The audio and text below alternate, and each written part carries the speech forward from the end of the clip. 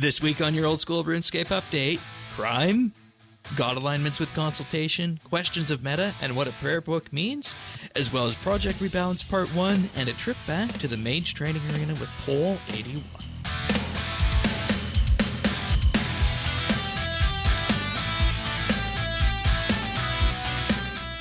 This is the Old School RuneScape Update, Episode 19, recorded Saturday, March 16th, 2024. That old school vibe.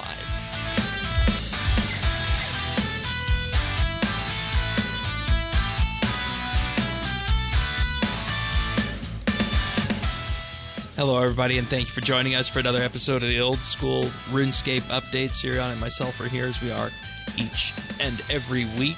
This week, should we tell the story of how production of this episode went a little bit differently? Sure. Yeah. So we were sitting there until Wednesday, maybe until Thursday even, thinking, it's going to be a quiet week. We should talk about something else this week, something we've been wanting to talk about for a while on the show, since, you know, there's no content to talk about. And then, lo and behold, Jagex drops, god alignment prayers, consultation and direction. Okay, we can fit that in with the other content. Project Rebalance Part One, a dev blog. Mage Training Arena poll coming next week. We're doing a full show this week on dev blogs, and this was not the plan at the start of the week, and that's kind of how this went. Oh no. Even the no content weeks are full and brimming of content. I am not complaining. I know exactly what you're referring to there. Yeah, no, there's so much good in these blogs, and there's some interesting community response as well. Lots of dissecting that we'll be doing in a little bit, I'm sure. Yeah, and you know the entire fun bit about this show is taking you guys, the listeners, on the journey of how the week has been and how we got to that point of talking about the updates and the news posts that Jagex puts out. So full show notes for this, update.show. You can also find our friends chat in-game, which is BitsBytes, and we also do have a community Discord at update.show/Discord. I am Shane12088 in-game, and Sirion is spelt with a C. And if you guys have ever want to reach out to us, please do that. We are overly open to that sort of thing. I even play the game with my friends chat or with my private chat on. I don't know about you. I don't think I might have an old school actually, but I'm hanging out in the French chat either with trading on Sirion or trading off on Sirioff, obviously. So you can always see what account I'm playing by looking at the last letters of my name. Okay, so where have you been this week?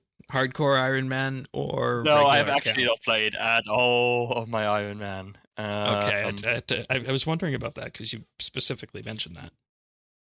No, I'm just particularly proud of that username. I came up with that on a weird Saturday evening, I think, years ago. What I've been doing this week? Scored through one of the other Stroke of the Elves requirements, which is woodcutting. I was getting ready for a grind there, but it was so quick to get from 60 to 70 woodcutting. I am very surprised. And see, that's the interesting thing, and I think you're benefiting, of course, from forestry on that. If I probably had no. I mean, maybe a little bit. So what I did up to 65 is cutting teaks without tick manipulation. Apparently they're the fastest XP rate, but I was like, level 35, trees, it's gonna be no. It went by pretty quickly. I'm sure, like, the first three events are like nice little infusions of XP, but the chopping was just pretty quick. And then I switched to the mushrooms, like, I think they're called, like, The ones on Fossil Island? Yeah. Suliuscap. Yeah. Suliuscaps. Yeah. Mm-hmm. The ones on Fossil Island. Which are also quite fast, actually. Like, the XP rates aren't terrible, and I got a really good chunk of fossils out of them. So that's Yeah, going to be a nice and see infusion of lamps and kudos. what you're talking about is interesting because you highlight wood cutting, and I don't want to necessarily put the cart before the horse. I don't know if you did any smithing this week, or if was that you? A little bit, Okay. yeah, a little bit. Okay. Because I was reading something in the Discord, and I it's all blurred together. I wasn't sure if it was you or someone else, but you start looking at these methods that you're talking about, like wood cutting teaks and then Giant's Foundry and such, and you start to realize here that you think that you're going to be consigned to a slow method of training that you had prior to level 50 in a skill, but that's not entirely the case. And in many ways, you're playing something that is almost, in the case of Giants Foundry, half minigame. But on the flip side of that, when you get to woodcutting, it's just 100% pure woodcutting, and Yeah, it's decently fast.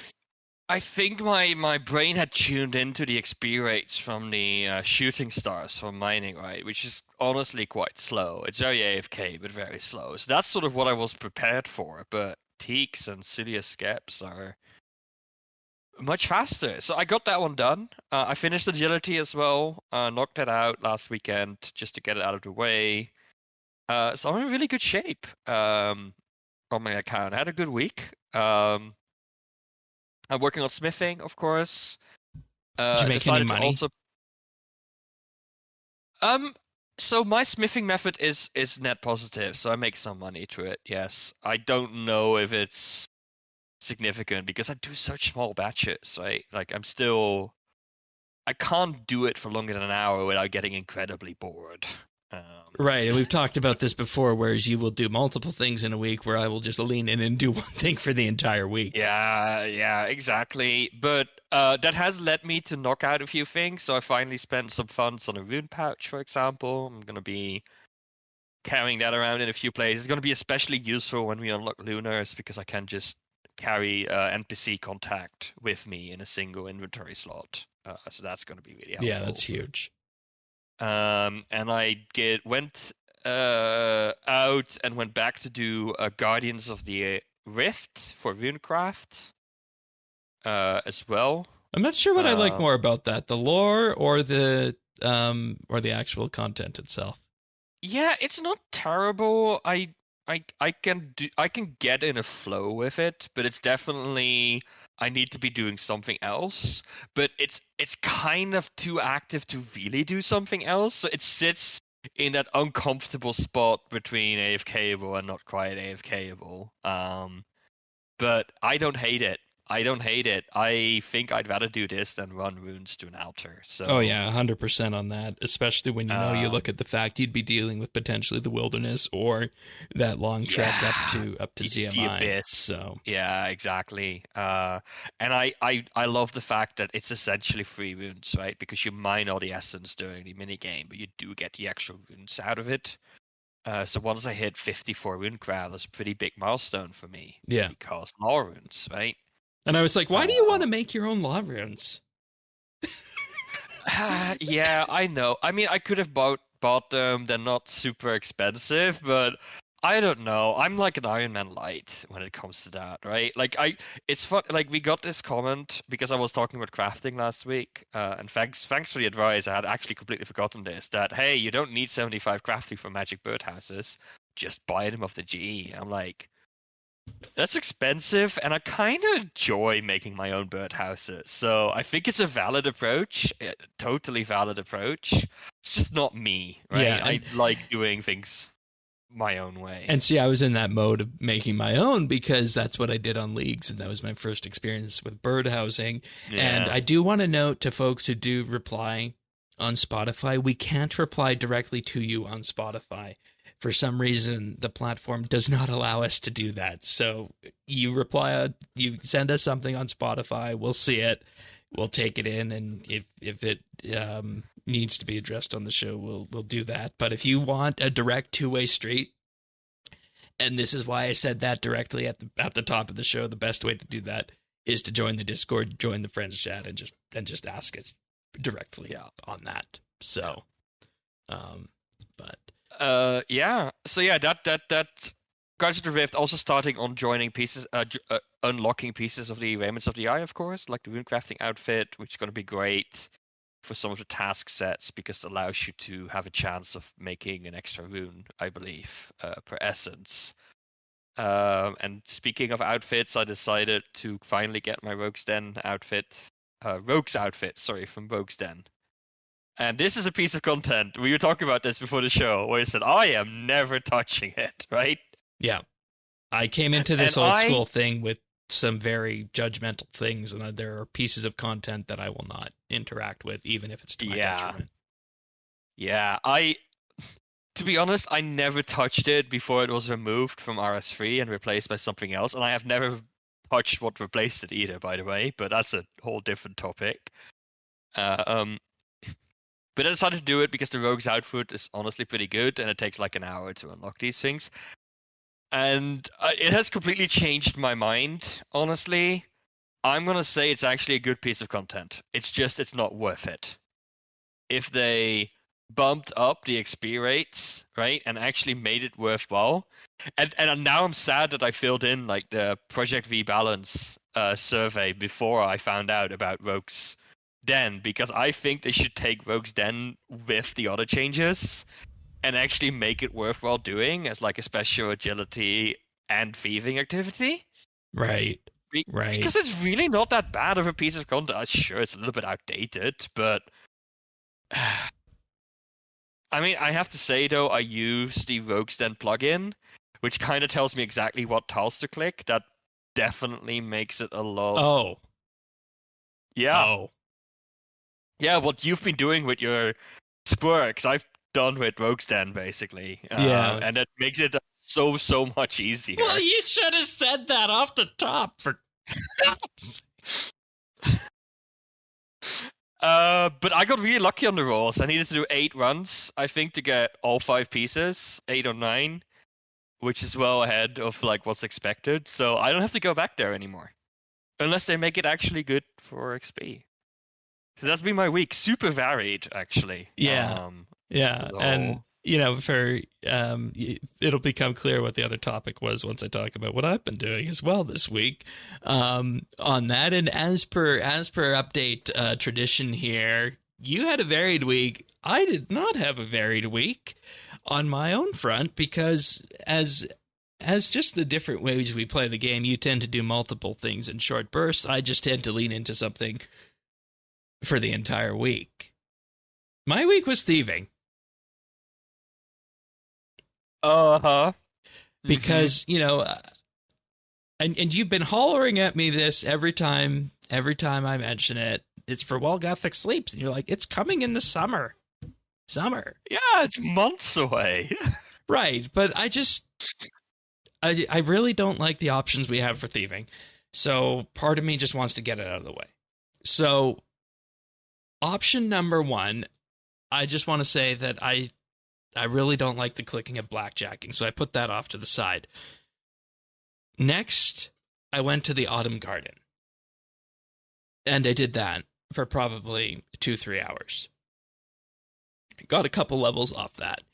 And again, a plugin was available for this. It tells you when to click to move to all the different safe spots. So it's really just like you said with your Rogue's Den, it's a matter of clicking on the box when the box turns green. And then with that, you just go grab your fruit and, away you go. You put them in a glass and then bring it to Osmond, and that's thieving XP.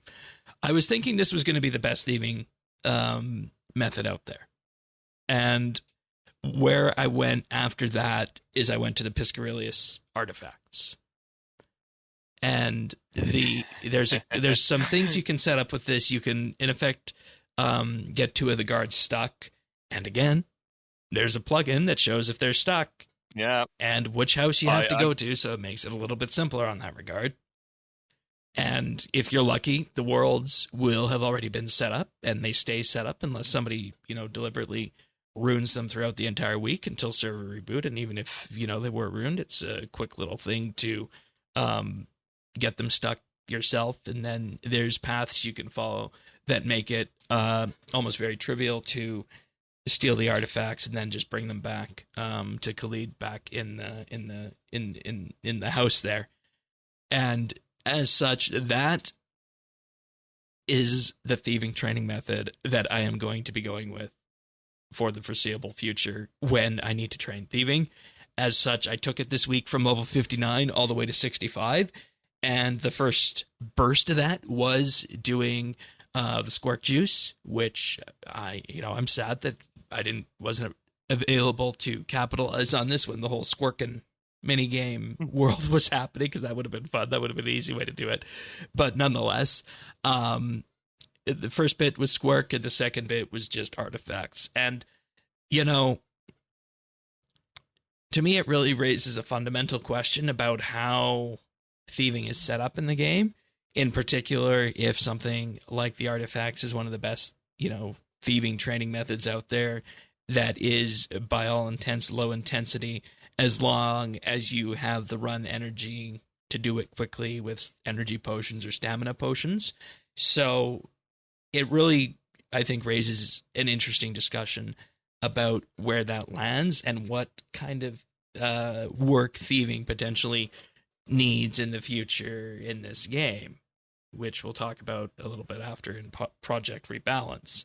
But 65 right now, 72 on the long run. I did some artifacts doing leagues because there was like tasks to do like 10 of them and 50 of them, and I couldn't even finish the 10. I got bored so quickly. I got fed up with it so quickly. It's really not for me. It's really I hate avoiding guards and sneaking sections in games when the games aren't jank, but old school is jank, so it gets even worse. And right? You're referring to the tick part there, right? I'm just referring to the whole part, like with the artifacts, where you need to, get the artifacts and then pass the guards. And sure, you can trap some of them to make the route a lot shorter, but to get there to begin with, you first need to get past a few other ones. Yeah. And I just couldn't. I gave up after 2. Yeah, and see, maybe we're using the plugin. But we're using. Oh the yes, I was using the plugin. Okay. Yeah. Okay. With the trapped guard, yes, everything, the whole shebang. See, maybe the plugin has gotten better, but I don't think it would have, because it just really highlights if a guard is stuck and where you have to go. Exactly. So I just didn't like it. Right, and this. I think I'd rather go for the trap it Ardoin Knight in a house and just spam click it for like countless hours. I think that would be more my thing. Yeah, and that's probably the better way to go, especially with being able to reorder menu options and whatnot with that plugin out there. So it just becomes I've already gone to Ardoin to make my left click options on Knights just pickpocket, and it's really not like I did like a tiny little bit to get up to 60 thieving from 59, just to get it nicely rounded off, and I didn't even trap a knight, and it was not a big deal. Yeah, so. and see, it's just part of how I feel about thieving is that it's needed. It's a utility skill, but at the same point, it's never been something that I've inherently had fun with in any version of RuneScape. So that's why I'm kind of looking for a thieving training method that isn't thieving, if that makes sense. But I do want to say, based on what we've been talking about here, I think people might be able to read between the lines. The show we were consistently thinking of this week, if nothing happened, was plugins, because I wanted to talk about those plugins in comparison's sake. We had a bunch of other ideas about, what plugins might have been good and whatnot. So we're going to kind of put that on the back burner for now. But if you'd like to see something on plugins, not necessarily a full episode, maybe something else, just let us know, because that's something we could probably explore as to how plugins help and, you know, what they do for the game, whether it be something like thieving or whether it can help us in terms of combat or maybe even skilling, as we're seeing with the God alignment prayers, some skilling prayers that we have and some combat prayers that were suggested. How do you want to start with this? Do you want to start with the dev blog that we got, or the decision? I mean, that I was made I think you need to look at the thing as a whole, right? Yeah. It's an interesting story.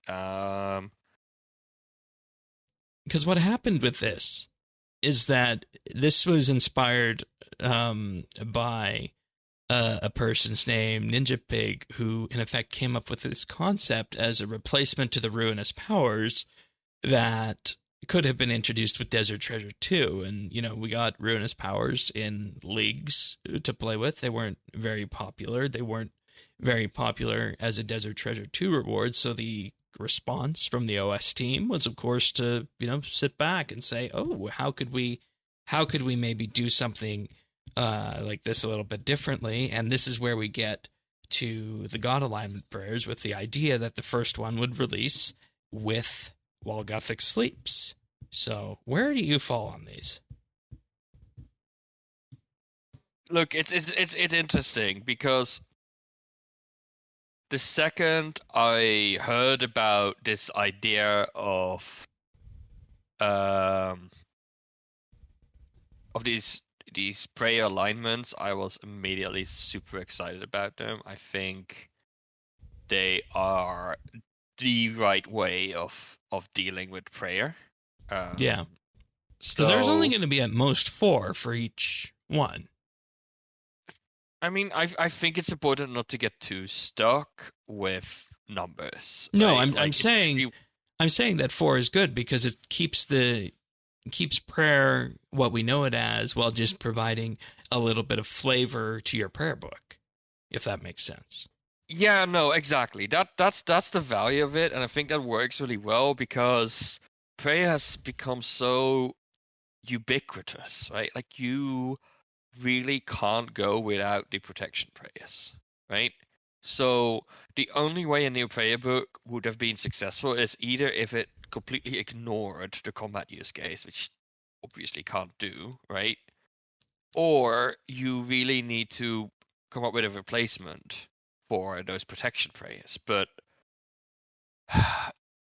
like, there are so little good ways of doing it. Like, you'd say, oh, it only, you know, like, you could go the reflect way, right? That RS3 did, where it only absorbs 50%, but it hits some back. But there's only so many ways you can go with it. Yeah. And and then we haven't even talked about things like vigor and augury and piety yet, right? Like, these are all people build around these. It's become such a fundamental part of combat that making a whole new spell like prayer book at this point is unrealistic. And so I like the idea of little flavors, because it also sets it apart a little bit more from spellbooks. Yeah, and see, when you put it in that way, you have to question, you know, why were people, where did the blowback on this come from in that, you know, you're not giving up your, like you said, piety and your protection prayers. You're just adding a little bit on top of it that, if you're being honest, you don't need to use if you don't want to. But at the same time, some of them do kind of lead into a bit of combat. So I think when it was pulled as part of the Winter Summit, people were pretty enthusiastic. And I was. And I went into this blog post trying to find the good in it. Right? Yeah. And I looked at the whole thing with a very positive lens, and might have been reasonably positive about most of the prayers. But I was kind of underwhelmed by the post, if I'm honest. Like, we just got 2 new versions of Redemption with slightly different numbers. Like, what? Is that the best we can come up with? And then we get this Saren thing that tells you that is basically a niche where you have to make sure that everybody hits a monster on the same tick? What? Like, so in that respect, I'm not very surprised that they had to pull back, because there's some good stuff in there, and I want the God alignment prayers to be there, but I don't think I want them to be the prayers that they are right now, because I'm not super excited about them. Yeah, okay, that's fair, and I think with that's an interesting way of looking at it, because I never took that next step to say, where could this potentially shift into something that people might not like. And I was just like, oh, okay, yeah, that's useful. I can use that one. I can't use that one. Okay, yeah, let's just see how these would come into game. And part of it might be as well that I didn't really necessarily need to think about it that much, because this is still a decent ways away from me, because I'm far away from Desert Treasure 2 and still Song of the Elves with this. So that was my perspective on this. And do you think that these prayers were done in such a way to make it so that they were just different for the sake of being different? I mean, that's trying to find intent behind them, and I don't know, right? I think so, in a sense, right? Like, they tried finding niches, and I don't think it was necessary. I think there was some really good feedback on Reddit. I said it. I'm sorry. I said it. I think I read it on... No, I didn't read it on Reddit. See, that explains it, why it's good feedback. I read it on the YouTube community post. There you go. Okay. I thought we were heading for a Reddit balance has been restored to this world. Guffix would be happy. Oh my god. Where Sony was saying that some of the descriptions that they chose for the tooltips is a little bit too complicated, right? Like, if you look at that one where I was talking the vulnerability, harmonize, right? Harmonize. Okay. Attacks apply vulnerability for 1 tick.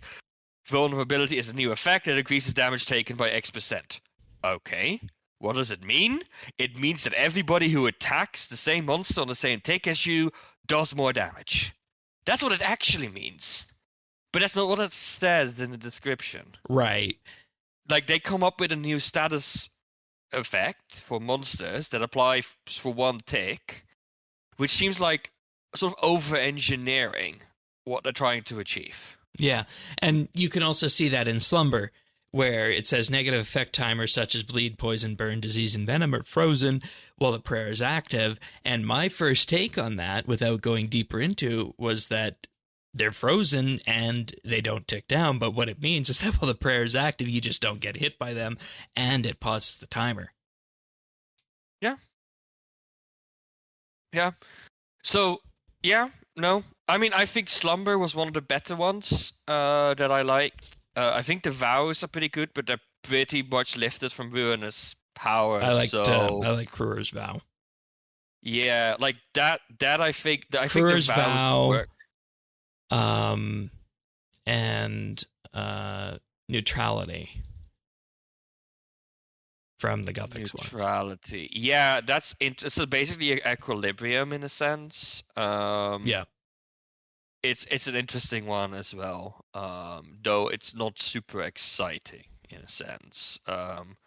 Like, to me, it would be interesting, like, to see what that really does. Right? Like, it, yeah. Also, Fuma's Vow is interesting when you look at that, because if you're poisoned, it increases your accuracy. Yeah, exactly. And I think their explanation is really good as well, right? Like, right now there's a meta, which is... So are we in an interesting spot here where the one that potentially is the easiest to slip into the game is the Zerosian Desert Treasure 2 one, because those were more inspired by Ruinous Powers? I think that's also why they shelved the Saren ones, because they probably got more blowback on that one than the Ruinous Powers. Yeah. I think those are probably... reasonably reasonably straight. They're reasonably straightforward, but like there's good explanations and good reasons to use all of these. Yeah, and the initial post also says that later on they would like to do them for Zamorak, Armadillo, and Bandos, and Saradomin. Yeah, exactly. Which is weird because I always imagined the prayer skill as it is the Saradomin prayer book. I don't know. I don't know if that's something other people have thought of, but that's kind of what I always thought.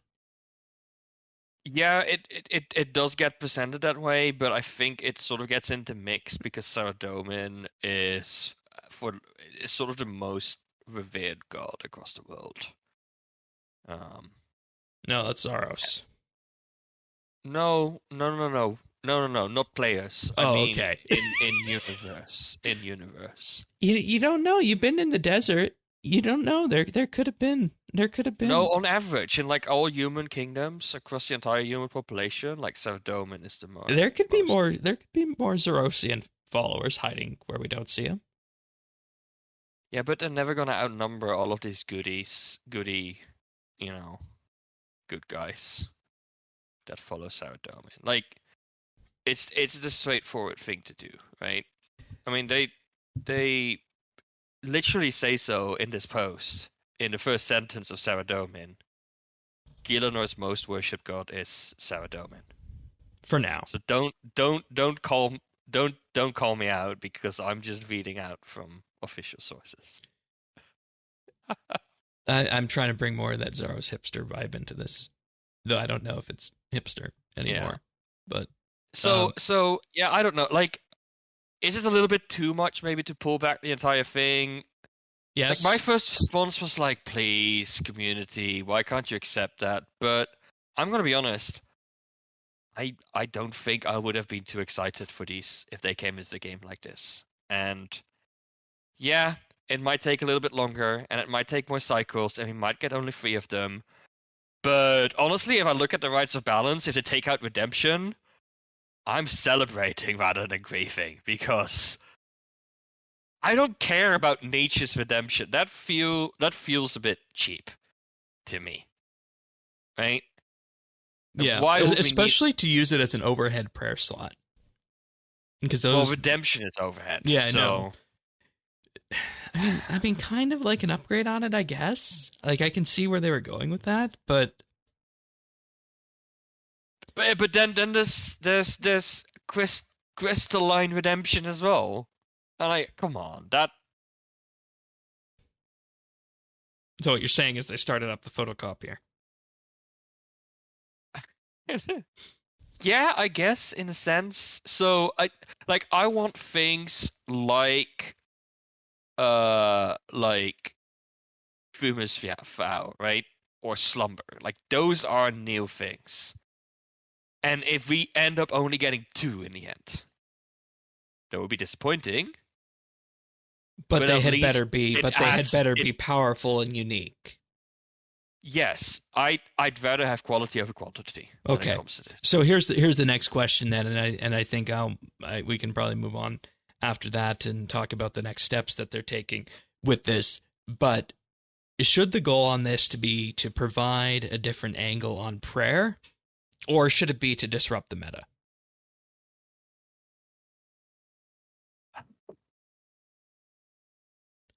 Because those are 2 very different things. And my theory is that the idea behind some of these, aside from just being downright confusing, is that they were venturing in meta disruption territory. And that is partially why we're getting some of the reaction we got. Maybe. Like, I think going back to Fuma's Vow, right? Like, it challenges the Serpentine Helm meta. Yeah. But you are taking a risk doing that, right? I think there is still room, because now all of a sudden you do need to start worrying about bringing anti-poison, so you want to get rid of that poison because or you need to tank through it, right? Like, it comes with an interesting trade-off. So maybe it becomes the new meta, but it doesn't entirely invalidate the old one if you don't want to worry with it, like worry about managing your health. And I think there are circumstances where people don't want to because health is at a premium. Does it challenge the I'd agree with meta? that. Maybe, but I think it just adds more interesting choices, right? Maybe it will not replace the meta, but give it a good run for its money. That's what I would like to see. And then, based off of this, based on the survey that's there, I'd be interested to see what's the breakdown in people's responses on this from skiller to regular PVM to PvPer. And then and see how that the cool goes through the community. The cool thing as well, I think, is that they can start putting these at because now after 76 prayer, I don't think you unlock anything anymore. No. And this can actually start filling up that. I mean, sure, you get more prayer points and your prayer potions become more potent. Sure, there's benefits, but this can actually fill that space a little bit more. So, it's not like purists are suddenly gonna get access to this, right? There's still there's huge walls, behind it. One of the quests has 65 defense requirement, so exactly. So, and we need to also consider that Grandmaster chest quests are pretty significant, right? Desert Treasure 2 is not a breeze walk, so nope. I like it. Challenge the meta. I think you can get access to a Serpentine Helm even as an Iron Man before you finish Desert Treasure 2. So and see, that's the thing, is that I feel like that's why I asked that question, because I personally think that's the path Jagex was going to go with this, but the community sees that and is like, okay, hold on. In addition to confusion, we have to have another look at where this is going, and that's why you now get the discussion here from Jagex at the top that says, okay, we're going to limit it to 3. We're going to then have a new post that's dedicated to just the Guthix alignments. There's going to be the community consultation and survey, which can be found at the bottom of the post. And of course, there's also going to be live streams, Discord stages, and open betas for this before, of course, they're all pulled. Which I think is the very traditional way, old school way of doing this. And I think the last thing we need to ask about this is, are we going to see Guthix alignments post while Guthix sleeps, or is it just going to get bogged down to the point that it probably might not happen? I mean, it's unlikely to see it at launch at this point. Yeah, I agree with. Which is unfortunate. I think it really takes away some of the magic of that reward if you get it post-release. Yep. Yeah, I don't think it's quite the same. I understand why they're doing it. I would love to see the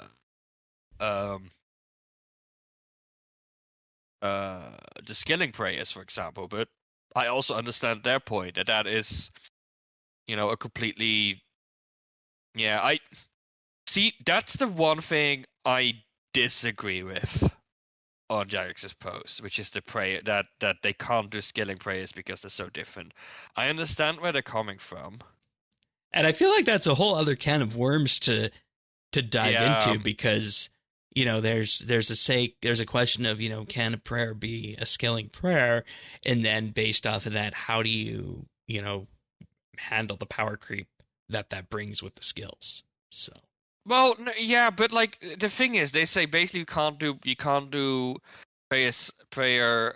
skilling prayers because you need to lower the drain rate so much that it becomes very different.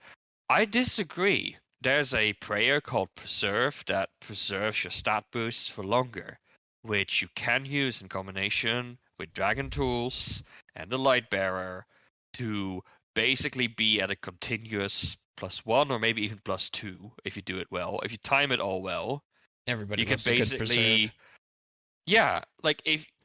if you want to do all of this, you can, right? But you need to start bringing prayer potions if you do. And people do. Right, and that's the question, is that skilling or is it not? And, we're heading off into philosophical territory. No, but like it is, and people do bring it on skilling trips. So when they claim that people don't want to bring prayer potions on skilling trips... Where are they getting that from? I think it's outright false. We are. Like, people do. And not a lot of people, sure. And I would love to get it solved that the drain rate is low enough that you don't need to bring, like, loads. Or maybe the interaction between prayer and skilling should be different and not involve drain rates at all. That would also be interesting. Right? And maybe be something more akin to incense sticks in RS3. Oh boy. Then that's an entirely different class of buff too. And I feel like that right. You're opening but like I feel worms. it's dismissed a little bit too quickly. But I think the Saren prayers, right? Like, I think Saren as a god, but with all the crystal tools and the city having so many crystal things, like, it feels to me the perfect opportunity to touch upon that. Yeah, exactly. And apparently I was not the only one that put it in the survey, otherwise they wouldn't have mentioned it. So there's appetite for it in the community. I agree, and I'm definitely in a point where I want to see these happen, and I hope they do happen at some point. Right? Not just, whisked away and forgotten, so to speak. Hopefully it doesn't, get to a point where the back and forth becomes too much that it's just, moved off and not really talked about that much more. Because I do think these eventually... Prayer needs it. Prayer has been such a still skill. It needs it. Yeah. And I think that's probably a good point to leave that on. We've been leaning a lot into the discussion of where prayer lands into skilling, and I feel like the natural place, of course, that goes is what skills in the game potentially could use the biggest touch-up, and that, of course, is also what surprised us this week. Project Rebalance Part One, focusing on agility, thieving, slayer, and mining, with, of course, another dev blog and a interesting third selection of skills they picked. Yes, yeah.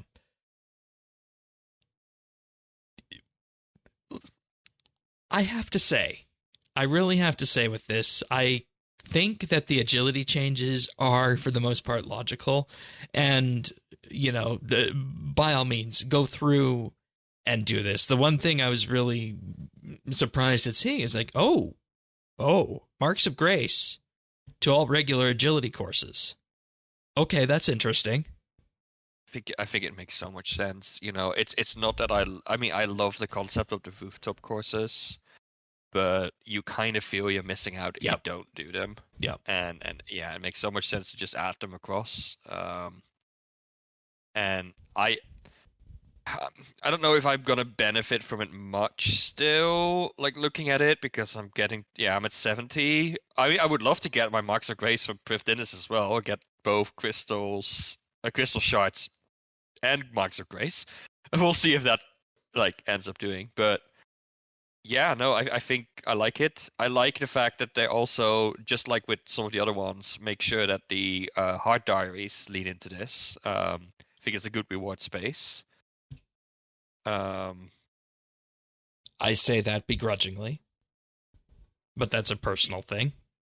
Yeah, I know, but I think it's good overall. The fact that Drainer wasn't the level 1 agility rooftop course, made no sense. Well, you can kind of see that with writing on the wall in terms of how they did that with leagues, right? Exactly. Yeah, and gave everybody 10 agility for that. I think it was 10, 5, 10, something like that. Oh yeah, if you look at it, agility was basically the only thing, it's one of the few things you can't do in Misthalin. The other things being Herblore, of course, you need to go to Tavli to get that started. And farming is a little bit awkward to start because you don't have an allotment patch in Misthalin, but yeah.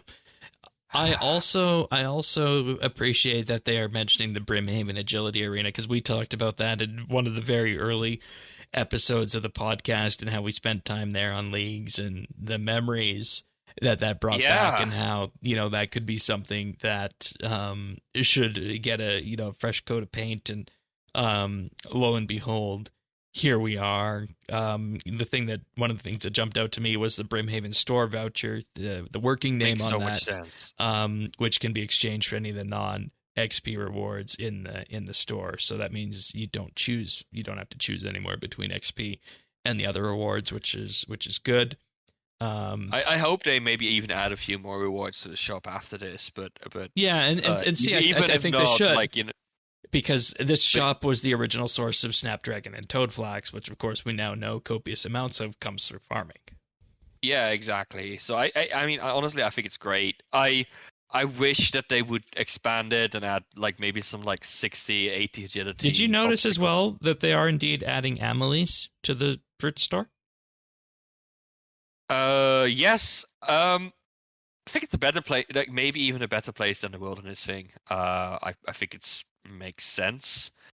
Because now the cool thing is that you don't really miss out on Marks of Grace anymore as much, right? Sure, you won't get the Marks of Grace to get the original outfit, but after you get the outfit, what you want anyway is the Amelized Crystal. So yeah, I think it makes sense. And if you get some really good XP rates, even at higher levels, right? Like if this scales really well, even beyond 60. Right, and that's what they say is that they're going to be adding XP when you get tickets as well, not only when you turn them in. Yeah, so like if it scales, then perhaps, this might remain competitive and might be nice as an interesting thing. And I like the social aspect, right? Like they want to have these themed worlds, and the first person to hit the pillar gets it. Love it. Yeah. Right? Great. Can I entice you? Can I entice you to go for that lovely blue cape as your first? No. Yeah. No. That's not happening. That's not happening. Okay, fair enough. Also, agility shortcuts, removing the diary requirements for a bunch of the shortcuts, including some of the wilderness, Lumbridge, Karamja. I like that. You would like that, yes. I don't know. I understand why they're there, right? But yeah, that's so teasing, right? Like whenever I teleport to Alcarit to go to the Shantae Pass, and I can't go the one I'm most eyeing with this. It's the Fremennik Troll Stronghold roof rock climb one. Yeah, I understand. I understand. I don't know. I realize that they're a little bit arbitrary to come from hard diaries, but I think diaries can get really good rewards like that. So I could fall either way on this. I mean, it's gonna benefit me, that's for sure. But, and some, I like the zip line. I'm just gonna go there next because we have the one zip line in the werewolf course, and you grip that with your teeth. But zip lines really aren't used many other places in agility here. So fun to see that being added in, and I feel like the agility shortcuts. Yes, we can all 100% agree on that one. Probably, and hopefully the survey. Alador Taverley Wall is going to be huge for farm runs. Running there for. I hope that the reaction in the surveys here will be equally good looking. Thieving, which you see that with this, okay, pickpocket is being ratcheted up. Yeah. The one that I'm most interested in is the Tsar. You? The Paladins. Right, because I guess they're not really useful now. It's going to be my trading method, mate. Right, because you can trap them in the wall. Yeah. Or in the room. Yeah. Okay. I love that this brings pickpocketing back into sort of right, because you got the blackjacking, which we talked about earlier. Yeah. I'm sorry. I just that is another piece of content and training method that I just despise. Yeah. At this point. So, again, leaning into the Ardoyan Cape, which was already there, so it's not necessarily something that's added on. It just kind of amps it up with that. Also, they are positioning stalls here as a more casual way of training pickpocketing and getting some things in terms of massively lowering the cooldown on some of these, like the crafting stall is cut in half, the wine stall is cut in half, the spice stall is brought down from 64 ticks down to 10. And they say that will potentially be a XP rate of 50k an hour, up from 7,400. Yeah, I mean, I think these also make a little sense for Iron Man, right? Like, I think these are actually not bad sources for certain items. Like Adamant Scimitar. You can buy an Adamant Scimitar, I guess. No, but yeah, I mean, yeah, you can, but that's an elk. That's an elk ecosystem right there. Thief, elk. Yeah, away you go. So I think a lot of these they just fit better in the game and become actually relevant again. So yeah, I like them. Slayer.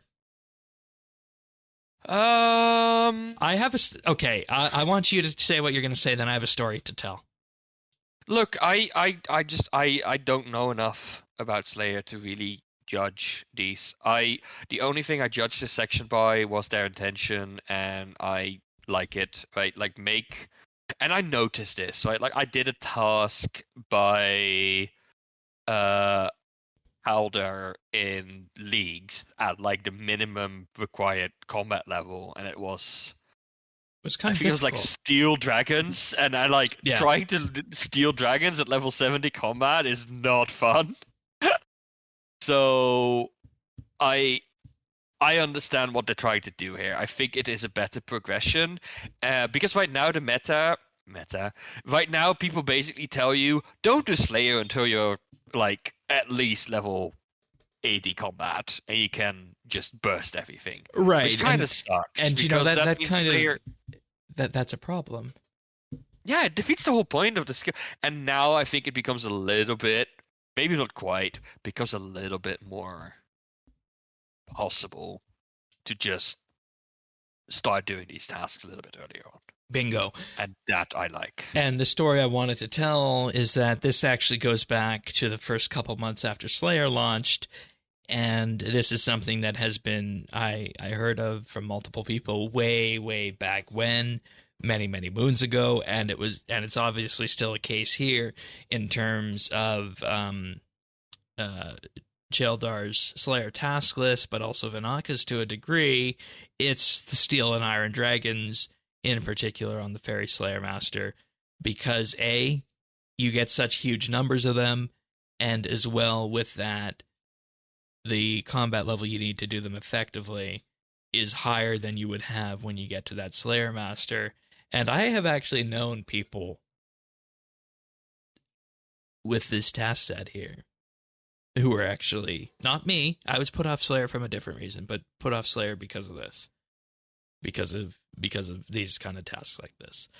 So yeah, no, that's fair. I feel like this is, in many ways a no-brainer to do, and kind of realigns the task to be better in that regard. And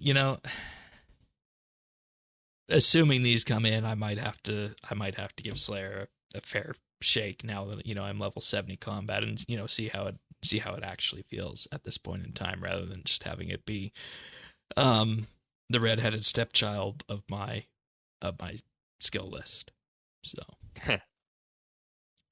but mining. Have you heard about the mining and smithing rework?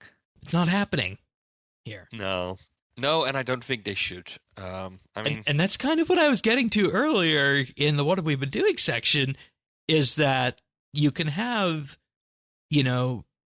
things like woodcutting, mining, and smithing that look like that they haven't, received reworks, but when you really dive into it and you dive into some of the subsequent content, in the case of mining in particular, like Motherlode Mine, Volcanic Mine, Blast Mine, Volcano, and the different mining methods that are out there, you start really questioning, do you need a mining and smithing rework? Sure, it's annoying to have, a rune plate body at level 99 smithing and runite ore at level 85 when, I mean, they mentioned really that smithing at at the top, right? Yeah. Like they want to revisit that maybe later, but I can see why that is not part of this particular Exactly. pass of Project And Rebalance. this is about getting the fundamentals of the skill right to allow people to train it up and have a clear progression on that. That was my entire read of everything from Motherlode Mine all the way down, even to the Zolgano section on this. So Yeah, no, I mean, I like the model of mine changes. I'd love to go back there. I kind of need to, but I'd love to go back there. I love the change to the hard diary task as well, by the way. yeah, I like the Super Hopper. Prospect. Super Hopper is also really good. Yeah, I'm looking forward to being able to use the upper level. I would, with the new level requirement, I would already be able to go on the upper level, which I think is great. I love that they changed the lower veins to be timers, because that makes it a lot less competitive. Like right now, the upper level is not competitive, but the lower level is. And if you're on a world with a lot of people, it kind of sucks. And I think this makes it, that's like, this is one of my biggest gripes I have with mining in old school. Like, if there's someone there, you're gonna hop worlds. It's too competitive. Yeah. It's too competitive, and woodcutting used to have the same problem. It's a little bit less right now. There's still cases where I might want to be on my own world, but actually it doesn't make a big difference, and actually makes it better because of the buff. Because if you have multiple people on the same tree, it actually buffs. Yeah, and I see the reason why mining needs to be in here and part of Project Rebalance, because in my move to start playing old school, I did have some other folks try it along the way, and the other things that they had all run into, of course, with that is just the pain of mining. So I think having very clear mining progression, that's just better than drop mining iron. I think once you get that in place and you really solidify that with updates that look like this, you're in a good spot where you don't necessarily need to rip out the carpet. I think the one controversial one here is the gem mine, making that a medium diary instead of the hard one. I think that makes it even more competitive. Yeah, I was hoping people wouldn't notice that, and just that it would slip in. Yeah, I think it's going to make it even more competitive. So I would kind of like there maybe to be like another area behind Elite, like do somewhere something. Yeah, because that's what they did for RS3. So we'll see what goes. Like, that's the one change I'm not really on board with. But all the other stuff I think is not all necessarily something I will do with myself, but yeah, and we need to wait and see what the entire proposal is going to look like, if it's going to get pulled, and what the actual update's going to look like when it arrives. I find it interesting that they are adding more good layouts for Blast Mine, they're adding more good layouts for Sandstone and Granite, but at the same time they're making the gem mine even more competitive by giving more people access. So in that respect, it's a little bit of a mixed bag. Maybe that slipped by, or maybe they're doing it on purpose. But who's to say? Probably on purpose. And Zolgano, you did Zolgano, right? I did. Actually. I did. I did it. I really enjoyed it. I really enjoyed it. Yeah. I don't know about the currency. The downside of using a currency as drop instead of actual drops is that it removes the little adrenaline, little dopamine hit, I should say, when you kill a boss, I feel. Yeah, I mean... that's one of the things I feel with Guardian of the Eye, right? I guess it kind of sucks that you just get points, that's it, you start over. Yeah, and see, I like the currency because it allows you to lean into it in the XP rates a little bit more than you presently do right now on that, so I see that as a positive. But also, some miscellaneous changes. Adjust the requirement for creating the toxic blowpipe to 78 fletching instead of 53. Yeah, you better make one before this update. I don't need to make one. I could just go buy it on the GE if I want to. No, you can't. Oh, you can't? The blowpipe itself is untradeable. 78 fletching's not that high. It's fine. Yeah. But I believe I'm gonna fact check myself quickly, but yeah. See the the empty one is tradable. Never mind. There's apparently there's charged and uncharged. I have never seen this. Yeah. Okay, that explains it. My bad. Okay. No, it's fine. It's getting late for you. With that Mage Training Arena as well, poll 81. Do we go there? Yeah. Yes. I mean, I will. I can be really quick about this. Please make this less painful. I will vote for everything that makes this less painful. Yep. Especially given I'm the going fact to do this, so that casting Bones to Peaches is one of the requirements for, what is it, Desert Hard? Or no, Desert Lumbridge Medium? Hard. Oh, Lumbridge Hard. Okay. That's weird because it's in the desert. But nonetheless, that's there. And, you know, I remember doing this on launch day when it came out back in the olden days. And after that first week, I never went back. I never went back until I had to get comp on RS3. And this was one of those pieces of content that I had no intention of interacting with. So we'll see if these changes are enough to change my perspective on that.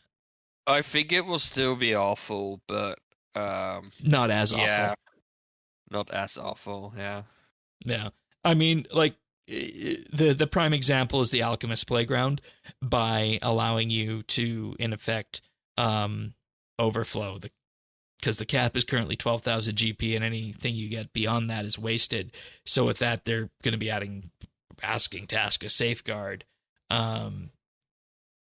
to prevent the potentially massive XP drops that would result in nasty integer overflows on this. So you're going to be able to do it beyond 12K, but you're not going to, be able to, put beyond 2 bill in there. So it's just those kind of updates along the way. And I feel like when you look at these sorts of things, you could say, okay, maybe there's hope. Maybe there's hope for this content, because I want to say this came out in something like 2005. Let me just check that quickly. You have any other thoughts on Mage Training Arena? Have you done any since you No, I've started? not. I've done very little. And look, I mean, for my part, they can make it even less painful, right? And make it even less of a grind. But I understand that that's not what's going to happen. No, and things like Bones to because Peaches are supposed to be key drops that aren't just handed out like candy. Yeah, exactly. I wish, like, it feels a lot of this is painful for the sake of being painful. But I think they're taking away a lot of the annoying bits from it without removing the Infinity Robes Mage's Book. Yeah, exactly. That's look, why you do Mage Training Arena here. What they really ended up doing, I think, with these changes is they tried to balance the fact that it is meant to be like a little bit of a grind. It's part of the content, but they removed the bits out of it that are frustrating without really offering an interesting challenge. Yeah, and I think when you do that, that's smart, and that really sums up how you craft content that feels like old school RuneScape, which over the last year and a bit, that's something that I would say I've learned, and I'm getting better at seeing, and now I can, because, I would have said, even 6 months ago in our discussion on the God alignments, I keep wanting to call them ruinous powers in my head, but on the God alignments, that, oh my God, just, put this in and ignore what the community says. But I see where it doesn't have that old school vibe associated with it, and I feel like the Mage Training Arena posts preserve that, as do the Project Rebalance posts, and you start to maybe move away a little bit from that in God alignments, and that's maybe the key linchpin around all this. But I don't think did you see the little sneak preview about poll 82? What that's going to be about? Because I'm excited for poll 82. No, what's in poll 82? Is this like some kind of like room? Variety of minigame and more activity-focused changes, including content like Winter Toad and its pesky damage scaling formulae. Okay. Finally. Okay, so the thing with Winter Toad right now is you that... scared me there for a minute. I thought we were going to be talking about something else. The thing about Winter Toad for the right now is that the damage scales with your hit points level, which actually makes it so that if you want to do Winter Toad, the best thing to do is not to train any combat. First, get 99 fire making, so you can basically rely on natural hit point generation because the hits are so low, right? Yeah, right. Because the higher level you are, the more expensive the food becomes, which is kind of counterintuitive. So, if that's the kind of changes we're going to start seeing, like I think Winter Toad, I love it. I think it's a good piece of content, but it has a few frustrating bits, like being interrupted by damage. If they can get rid of that, oh my god, I'm gonna sit there and get 99 fire making. That was my biggest problem with it. So, hype. I Good agree. changes coming up. I agree. And I think the story that we have at the end of this is that Old School has the potential to produce such wonderful content without being over the top and still keeping that old school vibe. That's my lesson of the week, if I'm being 100% honest with you on this. It took you long to find that out. No? Well, I mean, I guess I've felt it all along, but I've never really put it into words. Fair enough. But I don't necessarily know that there's anything else left that I have to specifically mention on any of this. So we'll be back next week for another episode of the Old School. We're gonna be mentally update. preparing us. Varlamore So. Part 1, and it's gonna. I honestly feel like we're gonna have to make a list there of things we want to kind of go into for that, and just my goal in the next few days, I think, and this might be a little bit too ambitious, but I kind of want to try and get a barrow skill in, because if I can do a barrow skill, I could probably do the new PVM encounters from Varlamore. Why do you need to do a barrow skill then? Well, because I want to test, because that's content I'm familiar with. Oh, okay, right? fair I know enough. how it works. Like, I need to read up on it and remind myself, but I know how it works.